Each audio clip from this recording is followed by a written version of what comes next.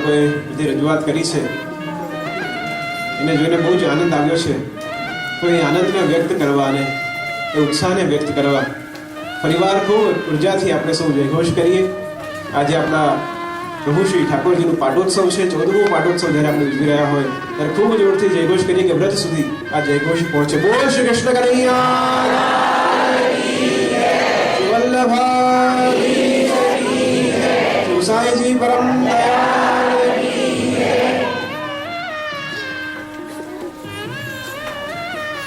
नमो भगवते तस्मै कृष्णाय कर्मणि रूप नाम भेदेन जगत् क्रीडति योगिः कल्याणानां दधानं कलिमलमथनं पावनं पावनानां पाथेयं यन्मोक्षः सपरिपरपदः प्रार्थे प्रोच्यमानं विश्रामस्थानमेकं कविवरवचसां जीवनं सज्जनानां बीजं धर्मधर्मस्य प्रभवतु भवतां भूते कृष्णनाम आभीर नारी नयनोत्सवाय वृंदावनीय भतनर्तकाय पूर्णेन्दुरासोत्सव मंगलाय श्री कल्याणरायाय नमो पुराय.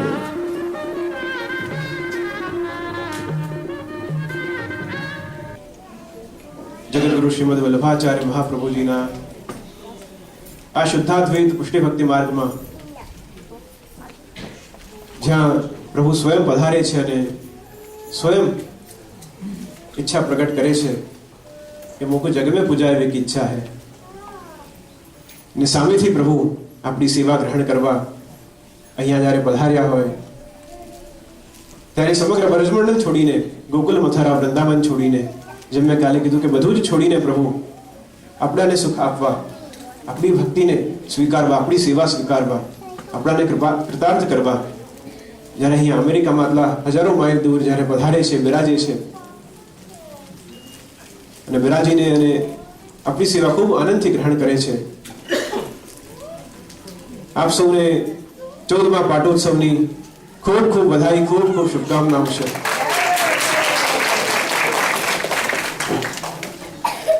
શ્રી પ્રભુ જ્યારે આપણા વચ્ચે અહીંયા ખૂબ આનંદથી બિરાજે છે અને ખૂબ આનંદથી આપણી સેવા ગ્રહણ કરે છે ત્યારે આજે ત્રિવેણી સંગમ છે, પ્રભુનું પાટોત્સવ 14મું પાટોત્સવ છે. 14 વર્ષ પ્રભુ અહીંયા પધારે થયા છે. આજે નરસિંહજી જયંતિ છે, નરસિંહજી પણ આજે પ્રગટ થયા છે, આજે પધાર્યા છે.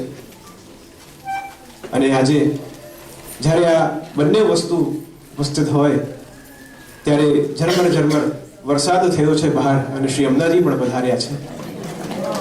આ ત્રિવેણી સંગમના રૂપે આજનો આ શુભ દિવસ જ્યાં આપણે પ્રભુનું પ્રાગટ્ય જ્યારે થતું હોય ત્યારે વલ્લભ અને યમુનાજી આવ્યા વગર રહેના એવું સુંદર આપનું સ્વરૂપ, લાવણ્યમય સ્વરૂપ જ્યારે શ્રી વલ્લભનું, શ્રી ઠાકોરજીનું અહીંયા વિરાજે છે. માતા પિતાના પ્રયાસ હોય, શિક્ષકનું પ્રયાસ હોય અને એમના બલથી, એમના શિક્ષાથી, એમના ગાઈડન્સથી જ્યારે ઉચિત ગાઈડન્સ મળતું હોય છે ત્યારે આવા સુંદર કાર્યક્રમો અને સંસ્કાર બાળકોમાં મળતા હોય છે. તો એકવાર બધા જ બાળકો માટે, ટીચર્સ અને વોલેન્ટિયર્સ માટે, બધા જ માટે ખૂબ ખૂબ અભિનંદન અને ખૂબ મંગલ કામનાઓ છે.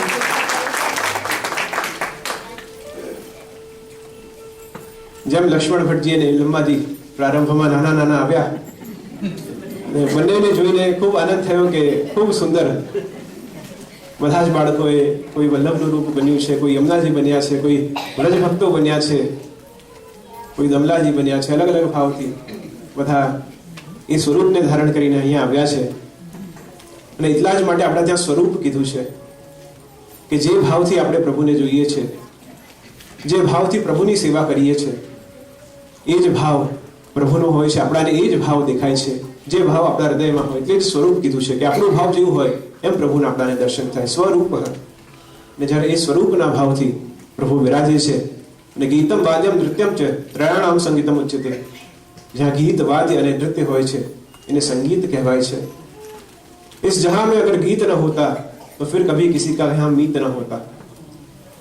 આ સંગીતના લીધે, ગીતના લીધે, કલાના લીધે આપણા એકઠા હોયા છે, આપણે મળતા હોઈએ છીએ. અને એટલા જ માટે આપણા પ્રભુ કહેવા છે કે સેવ્ય માનવ કલા નથી, જે બધી જ કલાઓને ધારણ કરે છે એવા આપણા શ્રી પ્રભુ છે. અને જ્યારે પ્રભુની સેવા આપણે કરીએ તો મનમાં બે વસ્તુ હોવી ખૂબ જ જરૂરી છે. એક છે શ્રદ્ધા અને બીજી છે વિશ્વાસ. આ બે વસ્તુ જ્યારે આપણે ધારણ કરીએ છીએ ત્યારે આપણી સેવા અને આપણું પુષ્ટિ ભક્તિ માર્ગને સમજવાની સમજ આપણી વધતી હોય છે. શ્રદ્ધા જ મારી લઈ ગઈ મને મંજિલ સુધી, શ્રદ્ધા જ મારી લઈ ગઈ મને મંજિલ સુધી, અને હું રસ્તો ભૂલી ગયો તો દિશાઓ ફરી ગઈ.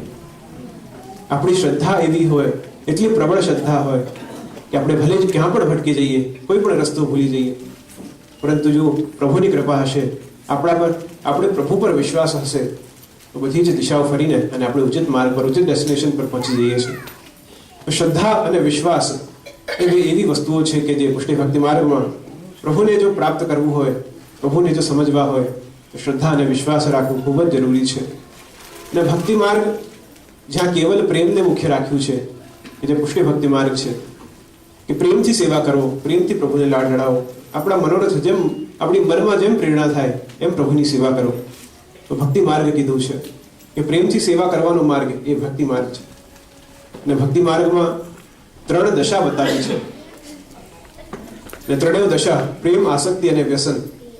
આ 3 દશા પુષ્ટિ ભક્તિ માર્ગની એવી છે કે જ્યારે પ્રથમ દશા પ્રેમની હોય, જ્યારે પ્રભુથી સ્નેહ થાય અને લૌકિકમાં બધું જ રાગ દ્વેષ બધું છૂટી જાય, લૌકિકને છોડીને અલૌકિક તરફ આપણી ગતિ થાય, એ પ્રેમ છે.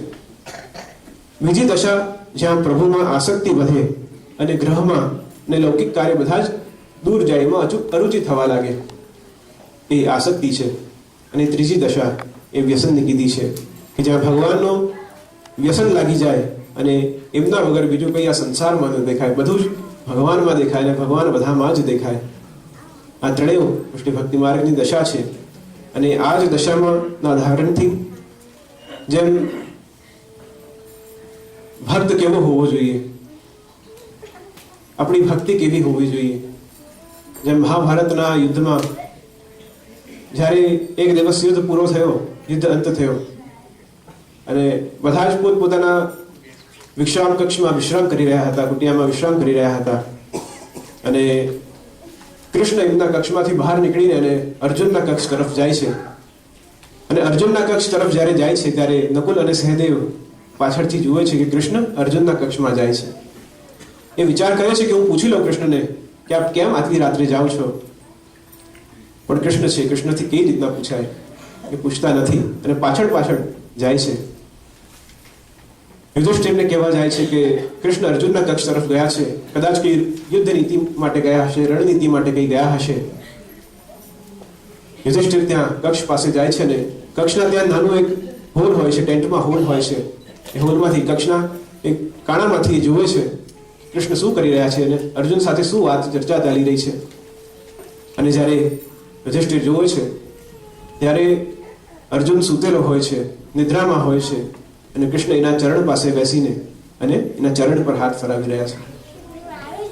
આ દ્રશ્ય જોઈને ખૂબ જ સંકોચ થાય છે કે પ્રભુ કેમ અર્જુનના ચરણ પર હાથ લગાડે છે, કેમ અર્જુનની ચરણ સેવા કરે છે. અને જ્યારે પ્રભુ બહાર આવે છે ત્યારે પ્રભુને પ્રશ્ન પૂછે છે કે આ શું લીલા છે પ્રભુ, આપ કેમ અર્જુનના ચરણ પર આપ હાથ ફેરો છો.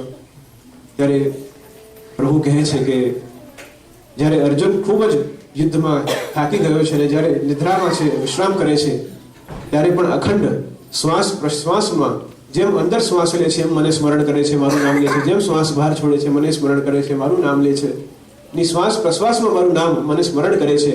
અને ધ્યાનથી એ પ્રોપરલી ઊંઘી નથી શકતો, એને બરાબર ચેનથી ઊંઘ નથી આવતી.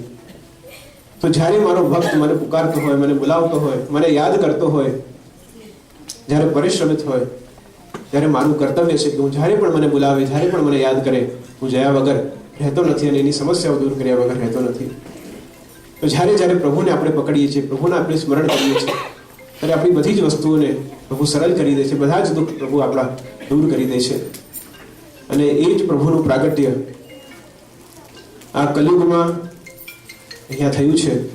અને એટલા જ માટે કહેવાય છે કે અથઃ સર્વ ગુણોપેત કાલઃ પરમશો બને, કે જે આ કલિયુગને પણ અતિ શોભાયમાન કરવા જ્યારે પ્રભુ આ ભૂતલ પર પ્રહાર્યા છે.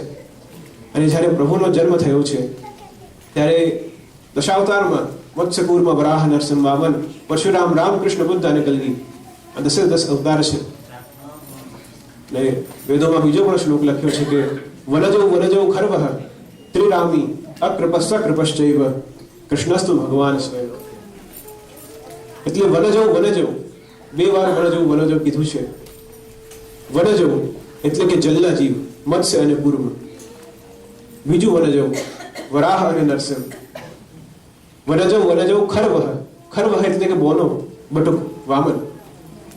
ત્રિરામી 3 રામ, શ્રી રામ, પરશુરામ અને બલરામ. ત્રિરામી અકૃપ એટલે કે બુદ્ધ અને સકૃપ એટલે કે કલગી. અને આ બધા જ અવતાર ધારણ કરવાનો કોણ છે? તો કૃષ્ણસ્તુ ભગવાન સ્વયં શ્રી કૃષ્ણ એ અવતાર ધારણ કરે છે. અવતારો દશૈવિતિ કૃષ્ણસ્તુ ભગવાન સ્વયં. અને આ 10 અવતાર ધારણ કરીને જ્યારે પ્રભુ જીવના કલયુગ ઉદ્ધાર માટે, આ કાલના ઉદ્ધાર માટે જ્યારે આ ભૂતલ પર પ્રગટ થાય છે, ત્યારે કશ્યપ ઋષિ અને એમની પત્ની દિતિના ત્યાં 2 સંતાન થાય છે. અને પહેલા સંતાનનું નામ હિરણ્યકશ્યપ, હિરણ્યાક્ષ અને હિરણ્યકશ્યપ 2 પુત્ર થાય છે. અને હિરણ્યાક્ષનું વધ પ્રભુ વરાહ અવતારમાં કરે છે. અને જ્યારે ભગવાન હિરણ્યાક્ષનું વધ, પ્રથમ ભાઈનું વધ, મોટા ભાઈનું વધ જ્યારે કરતા હોય છે, ત્યારે હિરણ્યકશ્યપને બહુ જ ક્રોધ આવે છે, બહુ જ ગુસ્સો થાય છે કે મારા ભાઈને પ્રભુએ કેમ માર્યા. ને બદલાના ભાવથી, ક્રોધના ભાવથી ખૂબ તપસ્યા કરે છે, ખૂબ પ્રભુને પ્રાપ્ત કરવા માટે, વરદાન પ્રાપ્તિ માટે ખૂબ પ્રયાસ કરે છે. અને જ્યારે વરદાન પ્રાપ્ત કરવા માટે બ્રહ્માજી પધારે છે, અને બ્રહ્માજી પણ એ વરદાન માંગે છે કે મને અમર થવું છે, મને ક્યારે પણ મૃત્યુને નથી પામવું. અને બ્રહ્માજી કહે છે કે એ વરદાન તો હું ન આપી શકું કે સદાય કોઈ મૃત્યુ જ ન પામે, કંઈ બીજું માંગ. ત્યારે એ કહે છે કે મને એ જ વરદાન આપી દો કે ન તો હું મનુષ્યથી મરું, ન તો હું પશુથી મરું, ન તો અંદર મરું, ન બહાર મરું, ન દિવસે મરું, ન રાત્રે મરું, ન અસ્ત્રથી મરું, ન શસ્ત્રથી મરું, કોઈ પણ અવસ્થામાં હું ન મરું. અને ના તો આકાશમાં મરું, ન ધરતીમાં મરું, ક્યાં પણ હું મૃત્યુને ન પામું, કોઈ પણ પરિસ્થિતિમાં મારી મૃત્યુ ના થાય, કોઈના દ્વારા મારી મૃત્યુ ના થાય, કોઈ પણ અસ્ત્ર શસ્ત્રમાં મારી મૃત્યુ ના થાય, એવો વરદાન મને જોઈએ છે. અને બ્રહ્માજી એવું વરદાન એમને આપે છે. અને હિરણ્યકશ્યપની પત્નીના ત્યાં પછી પુત્ર થાય છે. અને પ્રહલાદના સ્વરૂપે એ પુત્ર ત્યાં જન્મ લે છે. અને પ્રહલાદ જ્યારે જન્મ લે છે, અને જન્મ લેતા જ અસુર કુલમાં ભલે જન્મ થયો હોય, પણ એક પણ આસુરી એમાં વ્યવહાર વાણીમાં વર્તન નથી હોતો. અને એકદમ શુદ્ધ રીતે એ બાળકનો જન્મ થાય છે. અને જ્યારે એ બાળક જન્મ લે છે, ત્યારે કેવલ નારાયણને જ સ્મરણ કરે છે. પ્રભુ પ્રતિ ખૂબ આસક્તિ હોય છે એમાં. અને જેમ ભગવાનનું સ્મરણ કરે, જેમ ભગવાનની ભક્તિ કરે, એમ એના પિતા હિરણ્યકશ્યપને ખૂબ જ મનમાં થાય કે અસુરનો પુત્ર છે, હું જેનાથી ક્રોધિત છું, જેના પર મને ગુસ્સો છે, એનું સ્મરણ ઘડી ઘડી કરે છે, એને યાદ ઘડી ઘડી કરે છે. અને ખૂબ જ પોતાના પુત્રના લીધે અરુચિ થઈ જાય છે, ક્રોધ આવે છે પુત્ર પર, અને પુત્રને મારવાનો પ્રયાસ કરે છે. કે જે મારો પુત્ર થઈને હું બધાને જ કહું છું કે કૃષ્ણથી દૂર જાઓ, કૃષ્ણને હાનિ પહોંચાડવા માટે, કૃષ્ણને ક્રોધ લાવવા માટે મને ખૂબ જ ગુસ્સો આવે છે કૃષ્ણ પર. અને આ ઘરમાં જ રહીને અને કૃષ્ણને સ્મરણ કરતો રહે છે. અલગ અલગ પ્રકારથી પ્રહલાદને મારવાનો પ્રયાસ કરે છે. દૂધમાં, ખીરમાં વિષ આપી દે છે, પહાડ પરથી નીચે ફેંકી દે છે. બધા જ પ્રયાસો સિપાહીઓ દ્વારા અલગ અલગ પ્રયાસો કરાવીને અને પ્રહલાદને કઈ રીતના મારી શકાય, પોતાના પુત્રને કઈ રીતના કષ્ટ આપી શકાય, એના પ્રયાસો કરે છે. અને જ્યારે એ આ પ્રયાસો કરે છે, તો ક્રોધમાં આવીને જ્યારે પોતાના પુત્રને મારવા જાય છે, ત્યારે અંતમાં હોલિકાના ત્યાં જેને વરદાન મળ્યો હોય છે કે ક્યારે પણ એ અગ્નિમાં ન મળી શકે, હોલિકાના ત્યાં એના ગોદીમાં બેસીને અને પછી અગ્નિ પ્રજ્વલિત કરવામાં આવે છે. અને પ્રભુ દરેક પરિસ્થિતિમાં પોતાના ભક્તની, પોતાના પ્રહલાદની રક્ષા કરે છે. અને અંતમાં હોલિકા ભસ્મ થઈ જાય છે અને પ્રહલાદને કંઈ નથી થતું. અને અંત સમય આવે છે ત્યારે હિરણ્યકશ્યપ ફરીવાર પૂછે છે કે તું બધે જ ભગવાન ભગવાન કરે છે, દરેક પરિસ્થિતિમાં ભગવાનને યાદ કરે છે, તો ક્યાં છે તારો ભગવાન? મને દેખાડ, તારો ભગવાન ક્યાં છે? તો કહે છે કે મારામાં છે, તમારામાં છે, દરેક જગ્યામાં, દરેક વસ્તુમાં મારો ભગવાન છે. એ કહે છે કે આ જે સ્તંભ છે, જે પિલર છે, એમાં પણ ભગવાન છે. એ ગદા લઈ અને એ પિલરને તોડે છે, સ્તંભને તોડે છે, અને અંદરથી પૂર્ણ પુરુષોત્તમ નરસિંહ ભગવાનના સ્વરૂપે, નરસિંહજીના સ્વરૂપે ત્યાં પ્રગટ થાય છે. અને જ્યારે જ્યારે નરસિંહજી પોતાના ભક્ત માટે, પોતાના દાસ માટે, પોતાના સેવક માટે, એના રક્ષણ માટે, એના ભાવની પૂર્તિ માટે ત્યાં અવતાર લે છે, એટલે જ કહેવાય છે કે અવતારો દશૈવિધિ કૃષ્ણસ્તુ ભગવાન સ્વયં. જ્યારે જ્યારે પોતાના જીવ માટે સંકટમાં હોય, કોઈ પણ પરિસ્થિતિ હોય, વિકટ પરિસ્થિતિ હોય, એના રક્ષણ માટે પ્રભુ પ્રગટ થાય છે. અને પ્રહલાદની રક્ષા માટે જ્યારે સ્વયં પ્રભુ નરસિંહજી પધારે છે, ત્યારે નરસિંહ અવતાર ભગવાન ધારણ કરે છે અને સ્વયંના નખથી આપ હિરણ્યકશ્યપને તેનું વધ કરે છે. ન આકાશમાં, ન ધરતી પર, એટલે પોતાની ગોદમાં બેસાડી એનું વધ થાય છે. ન ઘરમાં, ન બહાર, એટલે દેહરી પર બેસાડીને એનું વધ કરે છે. ના અસ્ત્રથી, ના શસ્ત્રથી. અસ્ત્ર એટલે જેને મંત્ર બોલીને જેનું સ્મરણ થાય, જેનું આહ્વાન થાય અને પછી એ છોડવામાં આવે, એ અસ્ત્ર છે. અને શસ્ત્ર એટલે વેપન્સ. ના અસ્ત્રથી, ના શસ્ત્રથી, પોતાના નખથી એનો વધ કરે છે. ન પુરુષથી, ન જાનવરથી. તો બંને ભાવ, પુરુષ અને જાનવર, સ્ત્રીનો ભાવ, બંને ભાવથી આ પ્રગટ થાય છે અને એનો વધ કરે છે.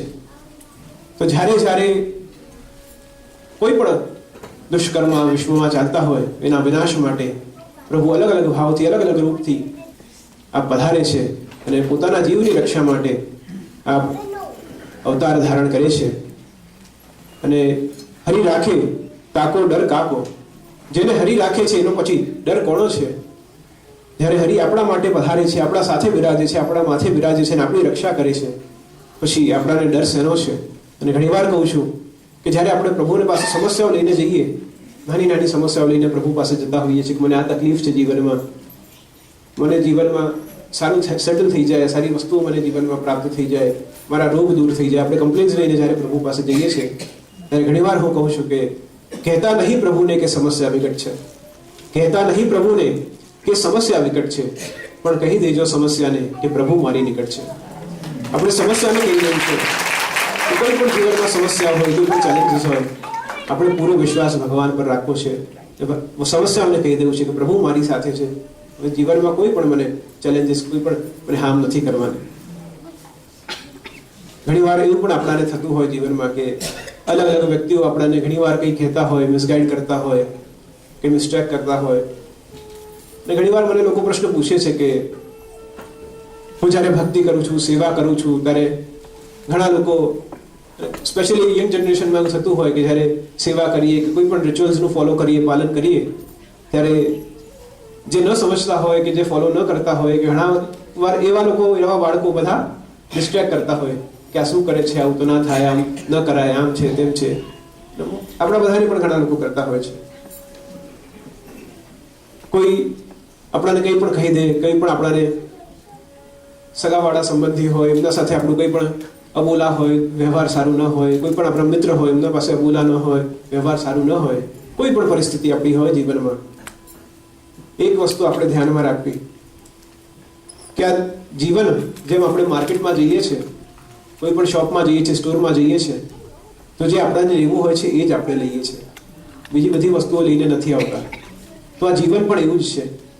બધા લોકો આવીને બધી જ વસ્તુ કહેશે, બધી જ વસ્તુ સાંભળવાની છે, બધી જ વસ્તુ આપણે સાંભળીને અને જે વસ્તુ આપણે ગ્રહણ કરવાની છે એ જ લઈને આપણે એમાંથી બહાર નીકળવું. તો જીવનમાં બધી જ વસ્તુ બધા કરે છે. એક પ્રસંગ એવો પણ આવે છે વૈષ્ણવમાં કે એક વૈષ્ણવ નિત્ય ઠાકોરજીને ભોગ ધરતા, અને ભોગ ધરીને અને વલ્લભ પ્રતિ ખૂબ આસક્તિ, અને સમાચાર મળ્યા કે મહાપ્રભુજી ગામમાં પધાર્યા છે અને પ્રભુને ભોગ ધરતી હતી. અને ભોગ ધરતા જેમ સમાચાર મળ્યા કે મહાપ્રભુજી મારા ગામમાં પધાર્યા છે, એમ એ દાંતન, એક લાકડી, જે દાંતન આવે પહેલાના સમયમાં, દાંતન એ લાકડીથી કરતા, તો એ દાંતન એ કટોરામાં ભોગમાં પધરાવી, ચમચાની જગ્યાએ દાંતન પધરાવી દીધું અને જલ્દીમાં એ મહાપ્રભુજીના દર્શન કરવા ગઈ. અને જેમ મહાપ્રભુજીના દર્શન કર્યા, મહાપ્રભુજીના ચરણસ્પર્શ કર્યા, દંડવત કર્યા, અને પાછી જેમ એ ઘરે આવી, એના સાથે બીજો વૈષ્ણવ પણ આવ્યો. અને બીજો વૈષ્ણવે આવીને જોયું કે આ તો ભોગમાં દાંતન પધરાવેલો છે.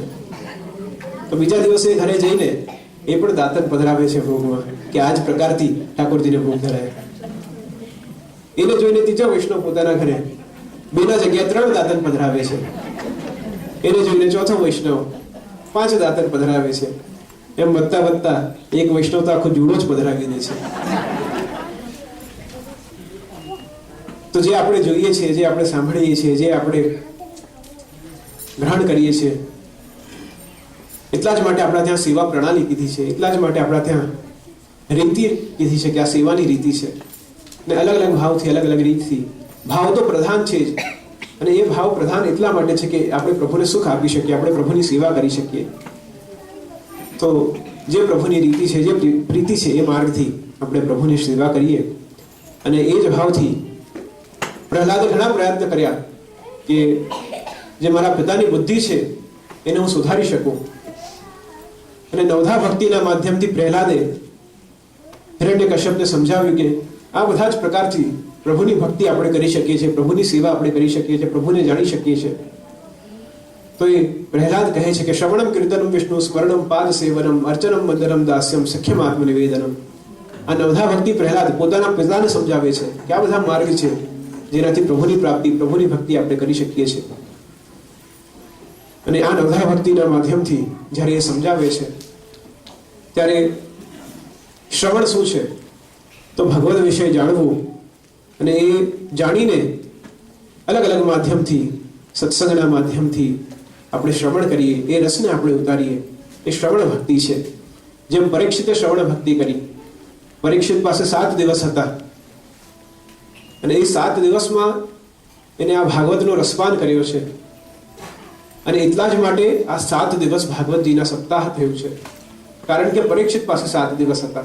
એ તો ભાગવતજી 7 દિવસમાં પૂરી થાય એવું નથી કે 7 દિવસમાં સમજાઈ શકાય, કે 7 દિવસમાં એને આપણે ઉતારી શકીએ. પણ એ પરીક્ષિત પાસે 7 દિવસ હતા, એટલા માટે ભાગવતજી 7 દિવસ એની સપ્તાહ થાય છે, કે એનું ઇન્ટ્રોડક્શન ખાલી 7 દિવસમાં આપણે જાણી શકીએ છીએ. અને આપણા પાસે પણ એ જ 7 દિવસ છે, સોમવારથી લઈ રવિવાર સુધી. અને એ જ 7 દિવસમાં આપણે કઈ રીતના પ્રભુને સમજીએ છીએ, કઈ રીતના પ્રભુની ભક્તિ કરીએ છીએ. પરીક્ષિત પાસે 7 દિવસ હતા, આપણા પાસે પણ 7 દિવસ છે. અને એ 7 દિવસમાં આપણે કઈ રીતના એનો સદુપયોગ કરીએ છીએ એ આપણા પર છે. તો શ્રવણ ભક્તિના માધ્યમથી આપણે પ્રભુની ભક્તિ કરીએ. બીજી ભક્તિ કીર્તન છે, કે જ્યારે પ્રભુ માટે શ્રદ્ધા ઉત્પન્ન થાય અને એમના નામ રૂપી, એમની લીલા રૂપી ગુણગાન કરવાની ઈચ્છા થાય, તો કીર્તનના માધ્યમથી, રસિયાના માધ્યમથી, ધોળના માધ્યમથી, પદોના માધ્યમથી એમનું ગાન કરી શકાય છે. ને કીર્તન ભક્તિ છે. અલગ અલગ પ્રકારથી પ્રભુ જાગે ત્યારથી લઈને પ્રભુ મળે ત્યાર સુધીની બધી જ અલગ અલગ સમયની કીર્તનની પ્રણાલી છે. જાગીએ વૃદ્ધરાજકુમાર કમલકોશ ફૂલે, મંગલમ મંગલમ વ્રજભુવિ મંગલમ. અલગ અલગ પ્રકારથી કીર્તનોના ભાવ છે. તો કીર્તન ભક્તિ છે. અને પ્રભુ ને એમની લીલાઓનું સ્મરણ કરાવવું. આપણાને કેમ કોઈ ફ્રેન્ડ્સને, ચાઇલ્ડહુડ ફ્રેન્ડ્સને મળીએ, આજે જ એક જગ્યાએ એક પધરામણીમાં હું એક બાળકને મળ્યો. અમે બંને એક સ્કૂલમાં સાથે હતા. તો સ્કૂલની વાતો ચાલી, કે કેવી સ્કૂલની વાતો છે, સ્કૂલમાં કયા પ્રિન્સિપલ બદલ્યા, શું છે, એ બધી સ્કૂલની વાતો અમે કરી. તો જે પ્રકારથી અમે ચર્ચાઓ કરીને અમારા પાસ્ટ બધા એક્સપિરિયન્સીસ પાછા સ્મરણ કર્યા, એ જ પ્રકારથી જ્યારે આપણે કીર્તન કરીએ છીએ મંદિરમાં, તો એ જ પ્રભુની લીલાઓ આપણે પ્રભુને સંભળાવીએ છીએ. ને એ જ જેમ આપણે આપણા પાસ્ટને સાંભળીને, આપણી પાસ્ટની ચર્ચાઓ કરીને જેમ આપણને આનંદ થાય છે, ખુશી થાય છે, એમ પ્રભુના સંતનું જ્યારે આપણે નંદરાયજી યશોદાજીનું સ્મરણ કરીએ, વ્રજ ભક્તનું, એ બધી લીલાઓનું સ્મરણ કરીએ, ત્યારે પ્રભુને પણ આનંદ થાય છે. તો એ કીર્તન ભક્તિ છે. તો એના માધ્યમથી આપણે નિત્ય કીર્તન કરીએ. અને ભલે રાગ બેસુરું થાય, પણ મારે કીર્તન તમારું કરવું છે. ભલે આપણે ગઈ શકીએ, ન ગઈ શકીએ, જે પણ હોય, ન ગઈ શકીએ તો વાંચન કરીએ, ગઈ શકીએ તો ગઈને કરીએ, કંઈ જ ના કરતા હોય તો આજે યુટ્યુબના માધ્યમથી એક એવું સરસ વિકલ્પ મળ્યું છે કે આપણે ઓનલાઈન પણ કીર્તન શ્રવણ કરીને ને પ્રભુની સેવા કરીએ છીએ. અને ધીરે ધીરે જેમ કીર્તન રોજ શ્રવણ કરીએ, એમ ધીરે ધીરે ટેવ પડે અને આપણી આદત બને. અને એ શબ્દ આપણા જ્યારે માઇન્ડમાં બેસી જાય ત્યારે આપણે પ્રયાસ કરી શકીએ છીએ ગાવાનો. અને આગળ છે સ્મરણ ભક્તિ. પ્રભુની લીલાઓનું સ્મરણ કરવું, ગુણગાન કરવા, અને આપણું મન કઈ રીતના પ્રભુની સેવામાં લાગી શકે. ભજનીયો વ્રજાધિપ, જે વ્રજાધિપ છે એમને કઈ રીતના સ્મરણ નિત્ય આપણે કરી શકીએ. એટલા જ માટે માનસી સેવાનું પણ ક્રમ આપણા ત્યાં લીધું છે કે જ્યારે સેવા કરી શકીએ ત્યારે તો કરીએ, પણ સેવા ન કરી શકીએ એવી પરિસ્થિતિ હોય તો આંખ બંધ કરીને પ્રભુનું સ્મરણ કરીએ કે આ સમય પ્રભુ જાગ્યા હશે, આ સમય પ્રભુ ભોગ કરી રહ્યા હશે, આ સમય પ્રભુ વન ભોજન કરી રહ્યા હશે, આ સમય ગૌચારણ કરી રહ્યા હશે. માનસી સેવા પ્રભુની એ પણ અતિ ઉત્તમ છે. માનસી સેવા કરવી પ્રભુની. અને જ્યારે સ્વયં પ્રભુની સામે હોઈએ, પ્રભુની પાસે હોઈએ આપણે, ત્યારે જે અવસર કાલ છે, તો અવસર કાલ હોય ત્યારે પ્રભુની સાથે આપણે જ્યારે હોતા હોઈએ ત્યારે ભક્તિના દ્વારા સ્વયં પ્રગટ સ્વરૂપે પ્રભુ બિરાજે છે તો આપણે પ્રભુની સેવા કરીએ. પરંતુ જે અનવસર કાલ છે કે જ્યાં આપણું અવસર નથી, જ્યારે પ્રભુ પડી જાય છે, મધ્યાહન સમય હોય અનવસર કાલનું, અથવા તો એવો સમય હોય કે આપણે સેવા ન કરી શકતા હોઈએ, અનવસર કાલ, તો અનવસર કાલ જ્યારે આપણા પાસે હોય તો સેવામાં જ્યારે આપણે હોઈએ છીએ ત્યારે તો પ્રભુ બલ આપે છે. એ સાનિધ્યમાં હોઈએ તો આપણે પ્રભુ બલ આપે છે કે આપણે સેવા કરીએ છીએ. પરંતુ પ્રભુ સન્મુખ ના હોઈએ તો આપણું બલ છે કે આપણે સેવા કેવી રીતે કરીએ. ત્યાં તો પ્રભુના સાનિધ્યમાં પ્રભુ કરાવે છે, પરંતુ જ્યારે પ્રભુથી દૂર હોઈએ તો પછી આપણે આપણા બલથી સેવા કરતા હોઈએ છીએ, આપણા મતિથી સેવા કરતા હોઈએ છીએ, આપણી ઈચ્છાથી સેવા કરતા હોઈએ છીએ. તો અવસરે સેવનમ અનવસરે સ્મરણમ. અવસર મળે ત્યારે સેવા કરવી અને અનવસર કાળમાં પ્રભુનું સ્મરણ કરવું. પછી છે પાદ સેવન ભક્તિ. પાદ સેવન બે પ્રકારથી છે. એક તો પાદ સેવન એટલે પોતાના પગ પર ચાલીને સેવા કરવી, દોડીને સેવા કરવી, દોડીને સજાવટ કરવી, દોડીને કંઈ પણ પ્રભુ માટે કરવું. કંઈ પણ બહારથી જો પ્રભુની સેવા ન કરતા હોય તો પ્રભુ માટે કંઈ સામગ્રી બહારથી લઈ આવીએ, પણ પાદ સેવન ભક્તિ છે. પાદ સેવન ભક્તિ એક તો આ ભક્તિનો પ્રકાર થયો કે જ્યાં ચાલીને આપણે પ્રભુની સેવા કરીએ છીએ. અને બીજી પાદ સેવન ભક્તિ એટલે કે પ્રભુના ચરણારવિંદની ભક્તિ, પ્રભુના શરણાગત આપણે પ્રભુના ચરણની ભક્તિ કરીએ, એ પાદ સેવન ભક્તિ છે. અને એ જ આશ્રય, ચરણાશ્રય આપણે દ્રઢ રાખીએ. એટલે જ સુરદાસજી કહે છે કે દ્રઢ એને ચરણ ન કેરો, કે આ ચરણ પર દ્રઢ આશ્રય, દ્રઢ વિશ્વાસ આપણે રાખવો જોઈએ. અને પછી અર્ચન ભક્તિ છે. ને આચાર્ય ચરણે જે અર્ચના પદ્ધતિ છે, પૂજા પદ્ધતિ છે, એ સેવાને બતાવી છે કે સેવામાં જ બધી આપણી અર્ચના, પૂજા અને સેવા આવી જાય છે. અને પુષ્ટિ ભક્તિ માર્ગમાં જે પ્રભુની સેવા છે એ વૈદિક ભાવથી કરીએ છીએ, વૈદિક સેવા છે. જેમ આજે નરસિંહજીના પંચામૃતના દર્શન આપણે સૌએ કર્યા, તો એ પંચામૃતનો જે પ્રકાર છે એ વૈદિક પ્રકાર છે. અને જ્યાં અર્ચન પદ્ધતિ આવે છે ત્યાં દેવી દેવતાઓ જ્યારે આપણે ઘરમાં પૂજા કરીએ, ગ્રહ શાંતિ કરીએ, યજ્ઞ કરીએ, જપ કરીએ, આદિ જે બધા જ આપણે પૂજા પ્રકાર આપણે ઘરમાં કરીએ છીએ, તો બધા જ દેવી દેવતાઓને બોલાવીએ છીએ. આવાહયામી સ્થાપયામી, બધાનું આવાહન કરીએ છીએ, બધાને ત્યાં દેવી દેવતાઓને બોલાવીએ છીએ, સ્થાપન પૂજન કરીએ છીએ. અને આપણું કામ પૂરું થાય એટલે શુભે શુભે કર્મની પુનરાગમનાય છે, બધાને આપણે પાછા મોકલી દઈએ છીએ. બહુ સારું લાગ્યું, બધા આપ આવ્યા, હવે પાછા જાઓ. તો શુભ કાર્ય હોય, યજ્ઞ હોય, બધા પ્રસંગો હોય તો દેવી દેવતાઓને બોલાવીએ છીએ અને કાર્ય પૂરું થાય ત્યારે પાછા મોકલી દઈએ છીએ. પરંતુ આપણા ત્યાં કેવલ પ્રભુ પધારે છે, પ્રભુનું આવિર્ભાવ થાય છે, ત્યાં તિરોભાવ ક્યારે પણ નથી થતું. પ્રભુ એકવાર પધારી જાય ત્યારે પ્રભુ પાછા ક્યારે પણ નથી પધારતા. એટલા જ માટે બ્રહ્મ સાથેનો સંબંધ છે કે જે સંબંધ અતૂટ છે. આ રિલેશનશિપ એવી છે કે જે બંને તરફથી નિભાવી છે, આ અતૂટ સંબંધ છે કે જ્યાં પ્રભુ જ્યારે આપણા સાથે આપણું હાથ પકડે છે ત્યારે કોઈ પણ પરિસ્થિતિ હોય આપણું હાથ અને સાથ ક્યારે પણ નથી છોડતા. એક પ્રસંગ એવો પણ છે, મને બહુ યાદ નથી, પણ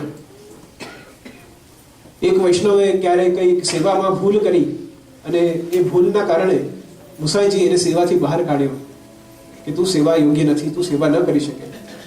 પરંતુ પ્રભુ સામેથી માંગીને અને એ જીવની સેવા લે છે. તો જ્યારે કંઈ સેવામાં ગડબડ કરતું હોય, કંઈ ખોટ કરતું હોય અને આચાર્ય ચરણ મુસાઈજી પણ એને કીધું કે સેવા હવે ના કર, પણ પ્રભુ સામેથી ચાલીને એને જીવની સેવા લે છે. તો ભલે આપણે કેટલા પણ પ્રયાસ કરીએ કે કેટલું પણ આપણે સેવામાં ખોટું કરીએ, સારું કરીએ, જે પણ કરીએ, પણ પ્રભુ આપણું હાથ, આપણે ભલે પ્રભુને છોડી દેતા હોઈએ પણ પ્રભુ આપણું હાથ અને સાથ ક્યારે પણ નથી છોડતા.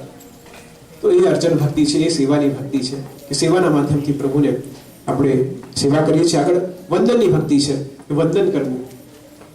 અને વંદન એ નંદનંદનને અર્પણ કરવાનું સર્વશ્રેષ્ઠ ચંદન છે.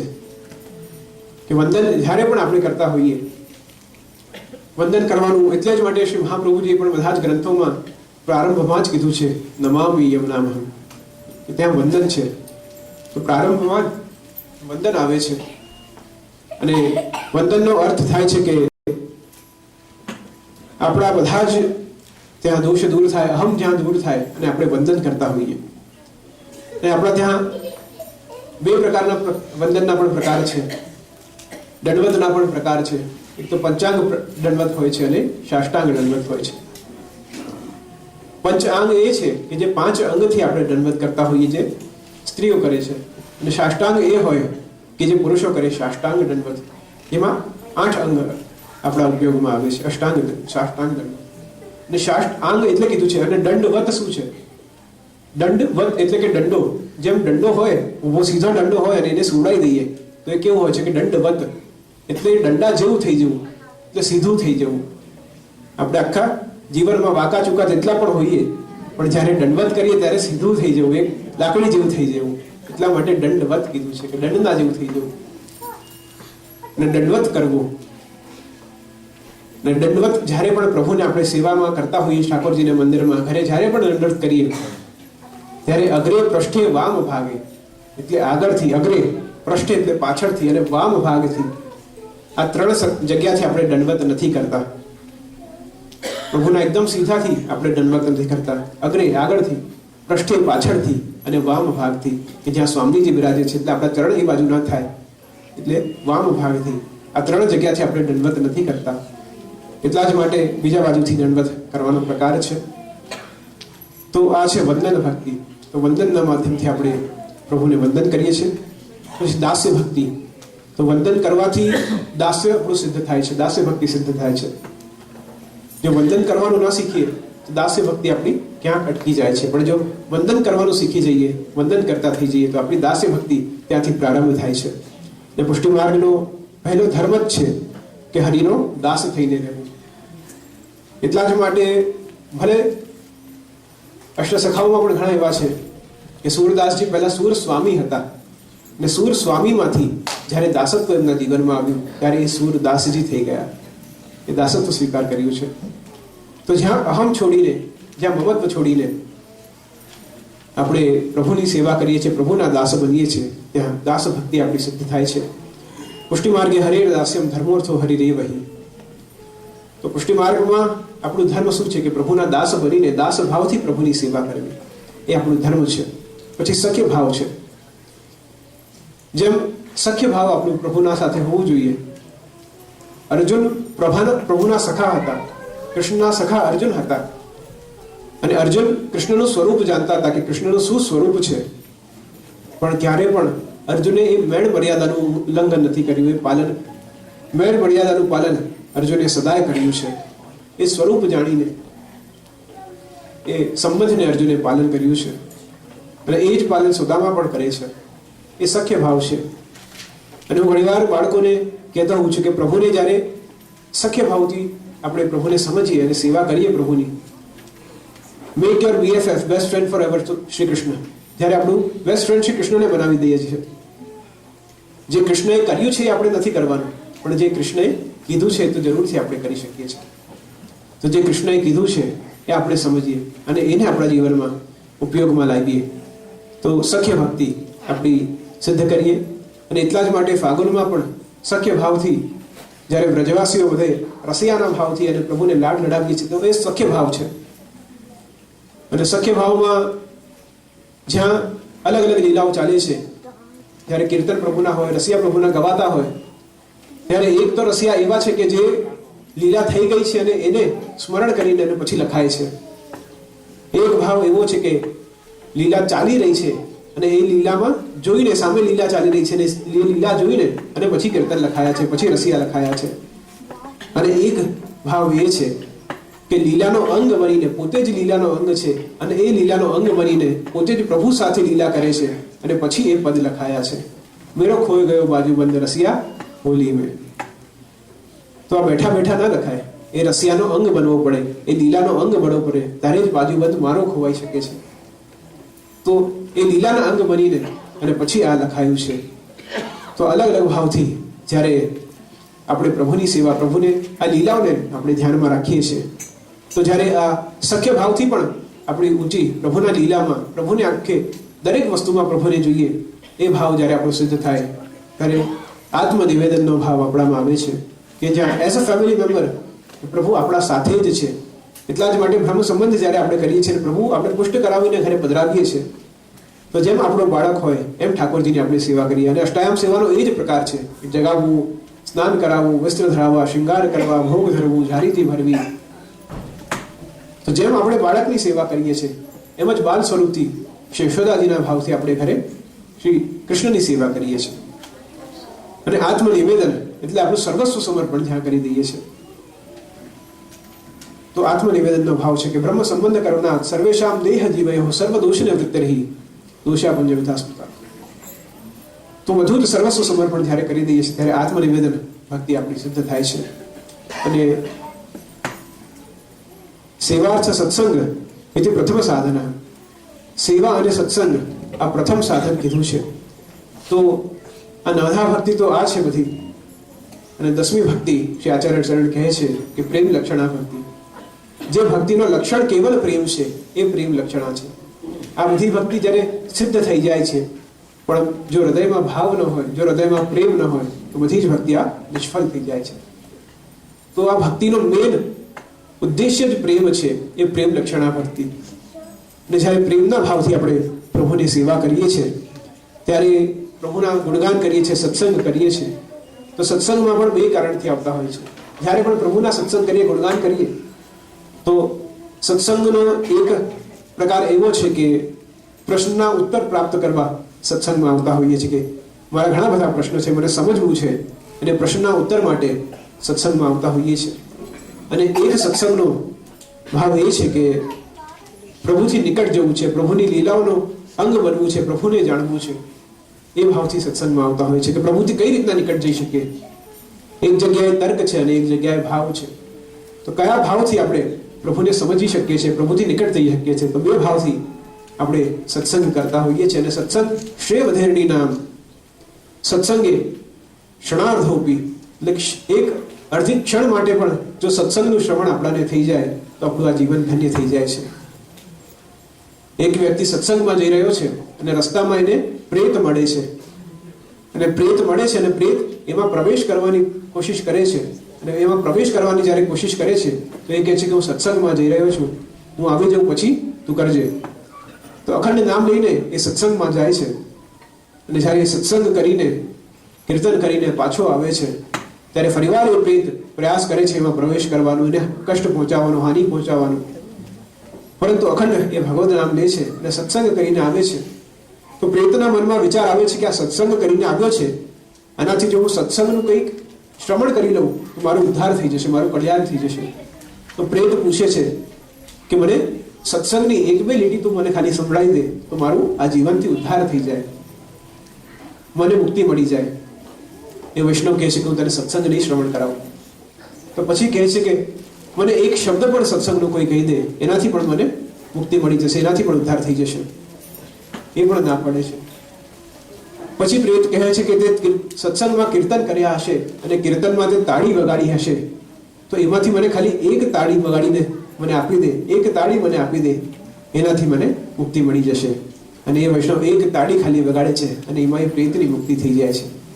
તો આ જ સત્સંગનો પ્રભાવ છે, આ જ વૈષ્ણવનો પ્રભાવ છે.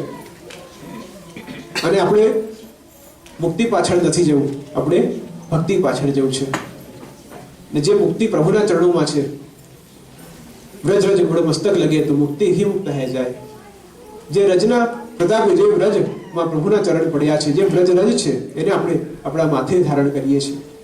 જે વ્રજ જ મુક્તિ થઈ ગઈ છે, જે મુક્તિ જ મુક્ત થઈ ગઈ છે, એ રજને આપણે આપણા માથા પર ધારણ કરીએ છીએ. અને એટલા માટે ચરણ અમૃત છે. ચરણામૃત એટલે જ નિત્ય લેવું છે કે જે આ બધા વિચારો છે, જે આપણા બધી નેગેટિવિટીઝ છે, એ બધી આપણી દૂર થાય અને એક પોઝિટિવ થોટ આપણા મનમાં આવે. આ નેગેટિવ અને પોઝિટિવ એક વિચારધારા છે, એક સોચ છે, જેને આપણે જીવીએ છીએ. આ સ્ટેટ ઓફ માઇન્ડ છે. અને જેટલું આપણે પોઝિટિવિટી તરફ આગળ વધીએ, એટલી જ આપણે શુદ્ધતાથી, પવિત્રતાથી પ્રભુની ભક્તિ કરી શકીએ છીએ.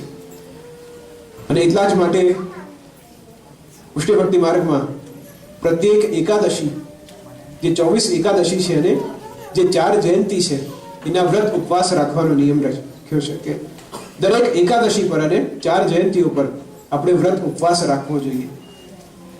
આજે સવારે જ પ્રશ્ન પૂછ્યો કે કેમ ઉપવાસ રાખવો જોઈએ, કેવી રીતના ઠાકોરજીના દર્શન કરવા જોઈએ, કઈ રીતનું, ઘણા બધા પ્રશ્નો હોય છે. તો અહીંયા શ્રી મહાપ્રભુજી આજ્ઞા કરે છે કે દૈવત્વેન ગુરોર અનુગ્રહ વસાદ જાતા પ્રપત્ય રેદા સ્વટ પુંડ્રાદિ નિધાર જયેત પરજયંતી એકાદશી નામ વ્રતમ ધર્મે ભાગવતમ ચરેત કથમયંતી પાપમ તદીનામ વ્રતમ. એટલે જ્યારે આપણે એકાદશીનું પાલન આપણે જ્યારે કરીએ છીએ ત્યારે દેવી જીવ પર સ્વયં શ્રી ગુરુની કૃપા થાય છે અને અનુગ્રહના ભાવથી, ભક્તિના ભાવથી જ્યારે આપણે એકાદશી કરીએ છીએ તો અહીંયા કીધું છે કે વૈષ્ણવનું ધર્મ એકાદશીનું પાલન કરવું છે. અને જ્યારે આપણે એકાદશીનું પાલન કરીએ છીએ સાથે સાથે શું ધ્યાનમાં રાખવું છે આપણે, તો આપણે એ ધ્યાનમાં રાખવું છે કે એઝ અ વૈષ્ણવ આપણા ગળામાં કંઠી હોવી ખૂબ જ જરૂરી છે, આપણે તિલક ધારણ કરવું ખૂબ જરૂરી છે, આપણે 4 જયંતીઓનું પાલન કરવું ખૂબ જ જરૂરી છે, આપણે 24 એકાદશીઓનું પાલન કરવું ખૂબ જ જરૂરી છે, ભાગવતના અનુસાર ધર્મનું પાલન કરવું એ ખૂબ જરૂરી છે, સત્સંગ, કથા અને વાર્તાજીનું શ્રવણ કરવું ખૂબ જરૂરી છે, અને અસમર્પિત ન લેવું એવું નિયમ આપણું હોવું જોઈએ. કેવલ પ્રભુને સમર્પિત કરીને લેવું એ આપણું નિયમ હોવું જોઈએ, અને પ્રભુ પ્રત્યે અનન્યાશ્રય આપણું હોવું જોઈએ. અને આ બધા નિયમો જ્યારે પાલન કરીએ છીએ એટલા જ માટે અને વ્રત કીધું છે. વ્રત 2 પ્રકારથી આપણે સમજી શકાય. વ્રત એટલે કે એક તો ઉપવાસ છે કે ઉપવાસ કરવો, અને બીજો વ્રત એટલે કે નિયમ લેવું. નિયમ લેવાને પણ વ્રત કહેવાય છે અને ઉપવાસ કરવાને પણ વ્રત કહેવાય છે. અને જ્યારે આ 24 એકાદશી અને 4 જયંતી એટલે કૃષ્ણ જન્માષ્ટમી, વામન જયંતી, રામનવમી અને નરસિંહ જયંતી, આ 4 જયંતી જેમાં પ્રભુએ પુષ્ટિ લીલા કરી છે, એટલા જ માટે આ 4 જયંતી જેમાં પુષ્ટિ કાર્ય કર્યા છે, પુષ્ટિ લીલાઓ પ્રભુએ કરી છે, એટલે જ શ્રી મહાપ્રભુજી આજને સ્વીકાર કર્યો છે. અને જ્યારે આ એકાદશીનું પાલન આપણે કરીએ છીએ તો આપણે શરીરને શુદ્ધ કરવા માટે તો એનું પાલન કરીએ છીએ, એકાદશી કરવી જ જોઈએ. કે આજે ડાયટ્રિશિયન્સ પણ કહે છે કે આ ફાસ્ટિંગ કરો, કોઈ એર ફાસ્ટિંગ કરે છે, કોઈ બીજું ફાસ્ટિંગ કરે છે. તો આપણા શરીરને સ્વસ્થ રાખવા માટે, મસ્ત રાખવા માટે એકાદશીનું પાલન કરીએ જ છે. પરંતુ આપણા મન, બુદ્ધિ, ચિત્ત, અહંકારને, આપણા જ્ઞાનેન્દ્રિય, કર્મેન્દ્રિય અને આપણા મનને આપણે કેન્દ્રિત કરવા માટે, એને પણ સાફ કરવા માટે, એને શુદ્ધ પવિત્ર કરવા માટે, એને પોષણ આપવા માટે આપણે એકાદશીનું પાલન કરવું જોઈએ. અને એકાદશી આને ફલાહાર કીધું છે, જ્યાં આહાર ફલનું હોય એટલે ફલાહાર કીધું છે. પણ આજના સમયમાં જ્યારે આપણે ઉપવાસ કરીએ, વ્રત કરીએ, એકાદશી કરીએ, ફલાહાર કરીએ, ત્યારે આપણે રોજ ખાતા હોઈએ એના કરતાં કંઈ વધારે ખાઈ લઈએ છીએ. અને એટલું બધું તડાતડીનું, એટલા બધા અલગ અલગ વસ્તુઓ આપણે ખાતા હોઈએ ફલાહારની, અને આપણે વિકલ્પ શોધી લીધા છે ફલાહારમાં કે ફલાહારમાં શું શું વસ્તુઓ નવી બની શકે, શું વેરાયટીઝ બની શકે ફલાહારમાં. એક જગ્યાએ મેં સાંભળ્યું કે ફલાહારી પિઝા બને છે. તો આપણે વિકલ્પ શોધીએ છીએ અને કઈ રીતના મિક્સ એન્ડ મેચ કરીને આપણે એક્સેપ્ટ કરી શકીએ એવા પ્રયાસ કરીએ છીએ આપણે દરેક વસ્તુમાં, કેવલ સેવામાં નહીં પણ લાઈફમાં. આપણે જ્યારે ધર્મને ફોલો કરવું હોય કોઈ પણ રીતે આપણે મિક્સ એન્ડ મેચ કરીને એને ચલાવી લેતા હોઈએ છીએ. તો જ્યારે ફલાહાર કરીએ છીએ તો એ ફલનું આહાર છે, અને આનું ફલાહારનું આહાર એવું હોવું જોઈએ કે એકદમ સરળ અને એકદમ જે સાત્વિક આહાર હોય. એટલે જ કીધું છે કે ફલ આહાર એટલે કે ફલનું જે આહાર હોય, ફ્રૂટ્સ ખાલી લેવા, દૂધ લેવું, એટલું જ આહાર, જે મિનિમલ આહાર હોય એ આપણે ફલાહાર એકાદશીના દિવસે લેવું જોઈએ, કે જેનાથી આપણું આ શરીર શુદ્ધ થાય. અને શરીર માધ્યમ ખલધર્મ સાધનમ, વેદ પણ કહે છે, શાસ્ત્ર પણ કહે છે કે આપણું શરીર એક એવું સાધન છે જે દરેક કાર્ય કરવામાં, જો આપણું શરીર સ્વસ્થ નહીં હોય તો આપણે પ્રભુની ભક્તિ કેવી રીતના કરીશું. અને એટલા જ માટે ઘણીવાર એવી પણ ચર્ચા થાય, વિચારણા થાય કે આપણે બધી લક્ઝરીઝમાં રહીએ છીએ, ફેસિલિટીઝમાં રહીએ છીએ, તો જે કાલની લક્ઝરીઝ હતી, એસી હો, લક્ઝરીઝ કાર્સ હો, ઘડિયાળો હો, આ હો, તે હો, બધી કાલની લક્ઝરીઝ હતી જેને આપણે આજે નેસેસિટીઝના રૂપે લઈએ છીએ.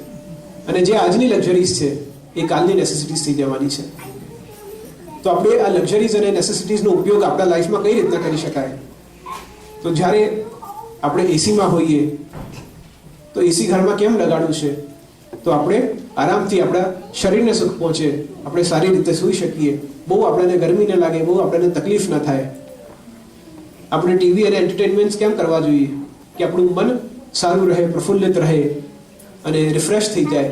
બહુ જ આખા દિવસ બહુ જ બધી વસ્તુઓમાં મન લાગેલું હોય તો થોડી વાર એન્ટરટેનમેન્ટ થઈ જાય તો આપણું મન સારું થઈ જાય, રિફ્રેશ થઈ જાય. એટલા માટે એન્ટરટેનમેન્ટ કરવું છે. પણ આપણે આ બધી વસ્તુઓ શેના માટે કરવી છે? આપણે સ્વસ્થ કેમ રહેવું છે? તો આપણું શરીર સારું રહે, આપણું મન સારું રહે, એટલા માટે આપણે આ બધી વસ્તુ કરવી છે. અને આ શરીર જ્યારે સારું રહે, મન સારું રહે, તો આ સારા મનથી, આ સારા શરીરથી કઈ રીતના પ્રભુની સેવા જો ઉત્તમ આપણે કરી લઈએ, ઉત્તમ પ્રકારથી કઈ રીતના આ શરીર જો સ્વસ્થ હશે તો જ સારી પ્રકારથી આપણે પ્રભુની સેવા કરી શકીશું. આ મન જો સ્વસ્થ હશે તો જ સારા પ્રકારથી આપણે પ્રભુની સેવા કરી શકીશું. તો એસીમાં એટલે રહેવું છે, એન્ટરટેનમેન્ટ એટલે કરવું છે કે આપણું શરીર મન સારું રહે, અને આપણા શરીર જ્યારે સારું રહેશે ત્યારે પ્રભુની સેવા જો દોડીને આપણે કરી શકીશું. એટલા જ માટે આ બધી વસ્તુઓનો ઉપયોગ આપણે પ્રભુ સેવા માટે કરવો છે. તો જ્યારે આપણે લૌકિકમાં અલૌકિક વિચારીએ છીએ તો પણ એ સેવા થઈ જાય છે કે મારે એસીમાં કેમ સૂવું છે? મને સુખ મળે એના માટે નહીં, પણ મને સુખ મળે, હું સારી રીતે સૂઈ શકું અને કાલે પ્રભુની સેવા હું સારી રીતે કરી શકું, એટલા માટે મને આ બધી વસ્તુઓનો ઉપયોગ કરવો છે. તો જ્યારે આપણે ડેલી લાઈફમાં ભગવાનને સ્મરણ કરીએ છીએ, પ્રભુનું સ્મરણ કરીને દરેક વસ્તુ કરીએ છીએ, ત્યારે આપણે એ સેવાનો કાર્ય જ કરીએ છીએ. અને જ્યારે આપણે આ એકાદશીઓનું પાલન કરીએ તો 4 પરિસ્થિતિ એવી છે કે જ્યાં એકાદશી આપણે પાલન ન કરીએ, એને અવોઇડ કરીએ તો ચાલી શકે છે. જે વૃદ્ધ વ્યક્તિ છે એ એકાદશીનું પાલન ન કરે તો ચાલી શકે. જે બાળકો છે કે જે એકાદશીનું પાલન નિયમિતતાથી ન કરી શકે તો ચાલે. જે રોગી છે એ આનું પાલન ન કરે તો ચાલી શકે. અને જે અવૈષ્ણવ છે, એટલે વૈષ્ણવ તો છે પણ વૈષ્ણવતાનું પાલન નથી કરતો, જે ઠાકોરજી ઘરે બિરાજે છે પણ નિત્ય સેવા નથી કરતો અને અન્યાશ્રય કરે છે, એ અવૈષ્ણવ છે. તો આ 4 પરિસ્થિતિમાં જો એકાદશીનું પાલન ન કરીએ તો એમાં વર્જિત નથી. પણ એકાદશીનું પાલન તો એઝ અ વૈષ્ણવ આપણે નિત્ય નિયમથી કરવું જ જોઈએ. એ જ સર્વશ્રેષ્ઠ ભાવ છે. અને એ જ ભાવથી આ 24 એકાદશીઓમાં 5 એકાદશી એવી છે કે જેમાં અચૂક આપણે ભલે બધા એકાદશીનું પાલન ન કરીએ પણ આ 5 એકાદશીનું પાલન તો જરૂરથી એઝ અ વૈષ્ણવ આપણે કરવું જોઈએ. એમાં પ્રબોધની એકાદશી છે, પછી પાપ મોચની એકાદશી છે, પછી દાન એકાદશી છે, પછી મોક્ષદાયની એકાદશી છે, અને મરુચિની એકાદશી છે, મહાપ્રભુનો ઉત્સવ. આ 5 એવી એકાદશીઓ છે કે જેનું અચૂક એઝ અ વૈષ્ણવ આપણે પાલન કરવું જ જોઈએ. અને દરેક એકાદશીના અલગ અલગ ભાવ છે, અલગ અલગ પ્રસંગો છે, અલગ અલગ વાર્તાઓ છે. કોઈ એકાદશી આપણા પાપ દૂર કરે છે, કોઈક એકાદશી સદબુદ્ધિ આપે છે, કોઈક એકાદશી ઉચિત માર્ગ પણ આપણને એના પર વૃદ્ધિ આપે છે. દરેક એકાદશીના અલગ અલગ ભાવ છે. અને બધામાંથી એક એકાદશી એવી છે કે જે ત્રિપર્વા એકાદશી, જે બહુ રેર આવતી હોય છે. અને ત્રિપર્વા એકાદશી એટલે એવી એકાદશી કે જ્યાં સવારે જ્યારે સૂર્યોદય થાય ત્યારે દશમી હોય છે, મધ્યાહન સમયે એકાદશી હોય છે, અને સૂર્યાસ્ત થાય ત્યારે દ્વાદશી થાય છે. જો ત્રણેય તિથિ એક દિવસમાં આવે એ ત્રિપર્વા એકાદશી છે કે જ્યાં દસમ પણ છે, એકાદશી પણ છે અને બારસ પણ છે. અને જ્યારે એ એકાદશીનું પાલન આપણે કરીએ છીએ ત્યારે 51,000 એકાદશીનું ફળ આપણે એક એકાદશીમાં મળે છે. જો આ ત્રિપર્વા એકાદશીનું પાલન આપણે કરીએ તો 51,000 એકાદશીનું ફળ આપણને એ એકાદશીના પાલનથી મળે છે.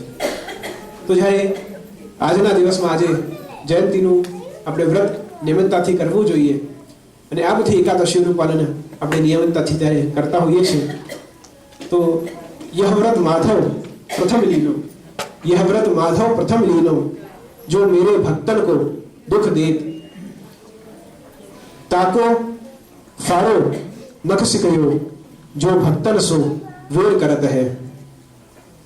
परमेश्वर से वेर करे.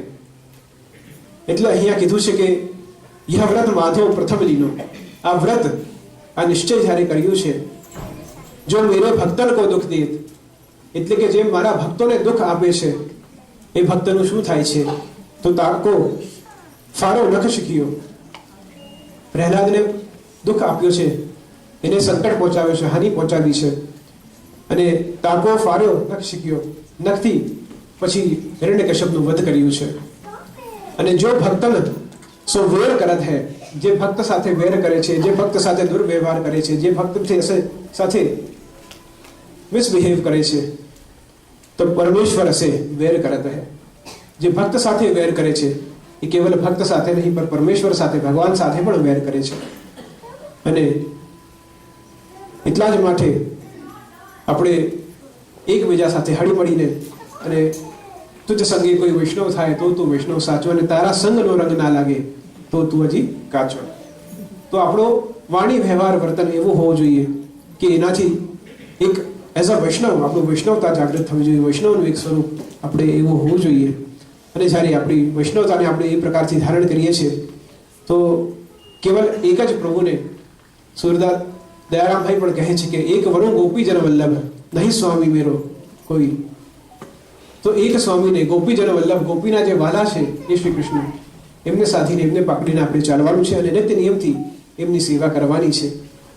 તો એ જ સેવાના ભાવથી જ્યારે આપણે શ્રીજી દ્વાર હવેલીમાં નિત્યદમ પ્રભુની સેવા જ્યારે કરી રહ્યા છે અને પ્રભુ દર્શનનો પણ જ્યારે સમય થઈ રહ્યો છે, ત્યારે નિત્યદમ ભાવથી આપણે પ્રભુની સેવા આપણા ઘરમાં કરીએ, આપણા મનમાં બિરાજમાન શ્રી પ્રભુની નિત્યદમ આપણે સ્મરણ કરીએ અને ભજ સેવાયામ, અને બને એટલી પ્રભુની સેવા અને ભજન પ્રભુનો આપણે નિત્ય નિયમથી કરીએ.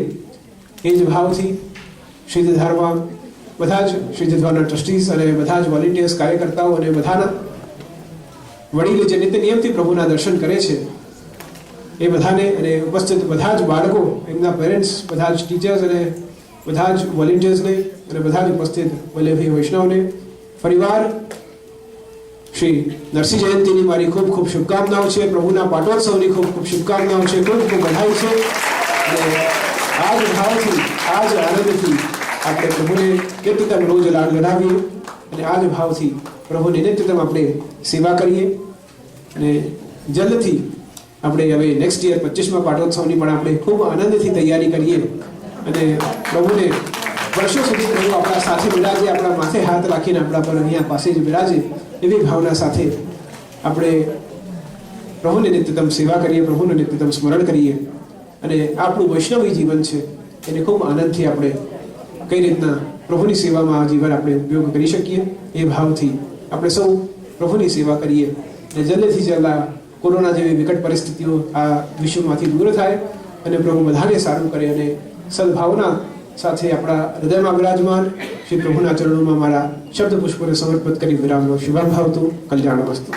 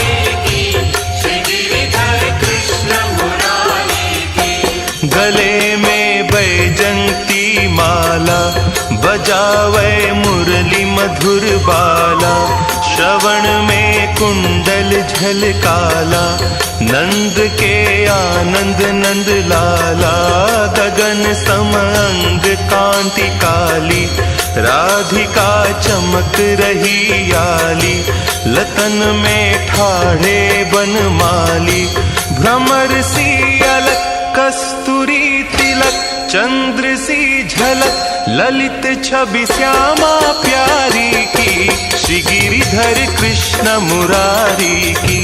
आरती कुंज बिहारी की, श्री गिरिधर कृष्ण मुरारी की, आरती कुंज बिहारी की, श्री गिरिधर कृष्ण मुरारी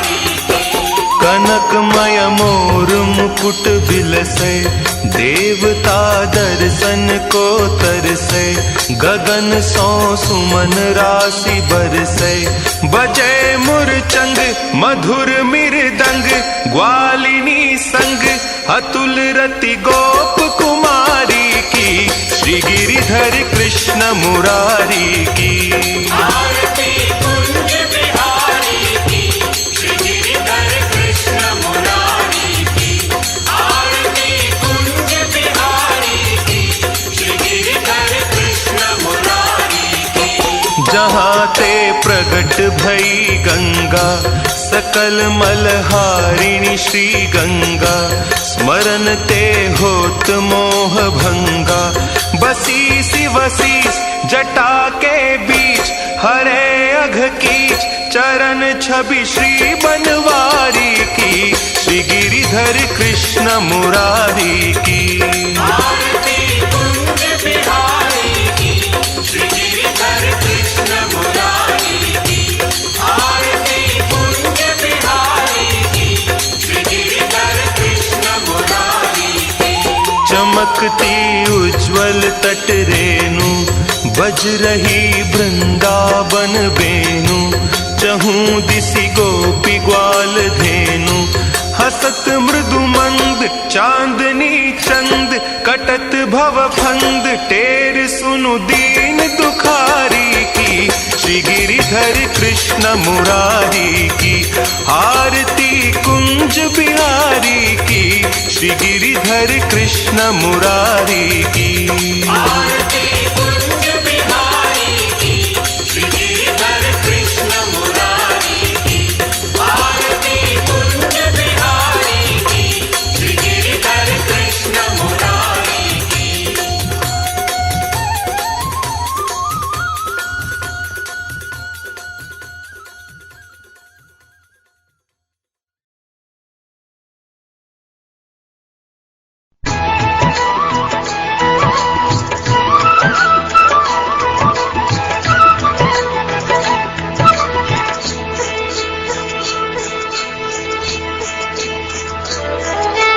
बारी बारी जाऊं तारा विद विद वेश पर परिहारी जाऊं घनश्याम, झिणी झिणी टुकड़ी न छनकारे मुझे मारा आठोया।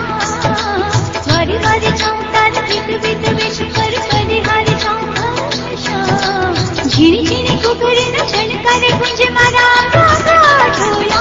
हमारा श्याम, हमारा श्याम, तुम्हारा श्याम, तुम्हारा श्याम। बारी बारी जाऊं तारा विद विद वेश पर परिहारी जाऊं घनश्याम, झिणी झिणी टुकड़ी न छनकारे मुझे मारा आठोया। हमारा श्याम, हमारा श्याम, तुम्हारा श्याम, तुम्हारा श्याम।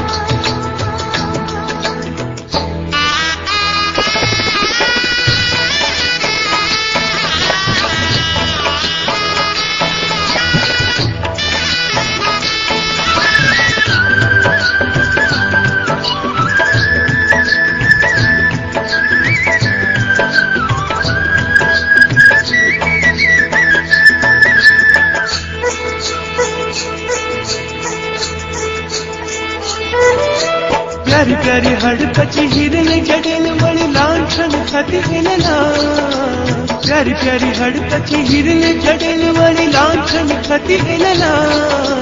तिरुरे पितांबर झरकसी जामा मारा हल्ले तजना, तिरुरे पितांबर झरकसी जामा मारा हल्ले तजना। हमारा श्याम, हमारा श्याम, तुम्हारा श्याम, तुम्हारा श्याम।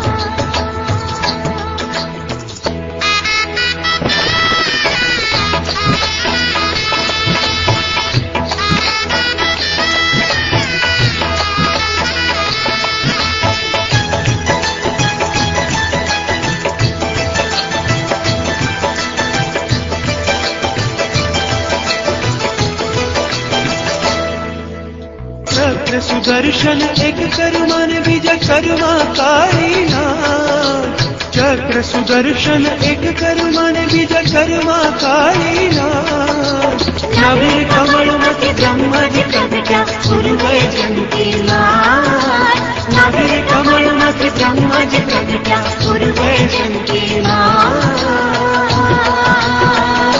हमारा श्याम हमारा श्याम हमारा श्याम हमारा श्याम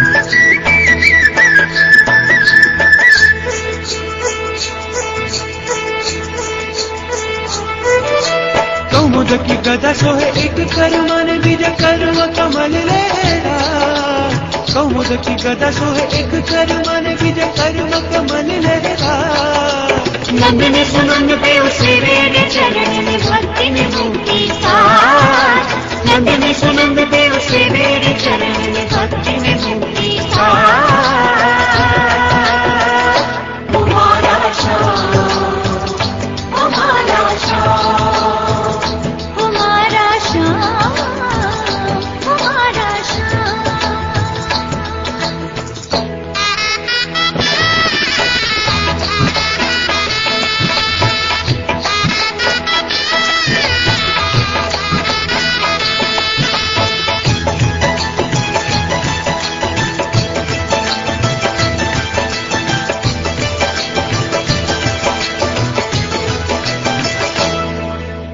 हळू हळू चामर ढोळे महालक्ष्मी ने सरस्वती गुण लागा हळू हळू चामर ढोळे महालक्ष्मी ने सरस्वती गुण लागा जगत मंदिर में सोल शनिवार सजा द्वारिका जश सोहार जगत मंदिर में सोल शनिवार सजा द्वारिका जश सोहार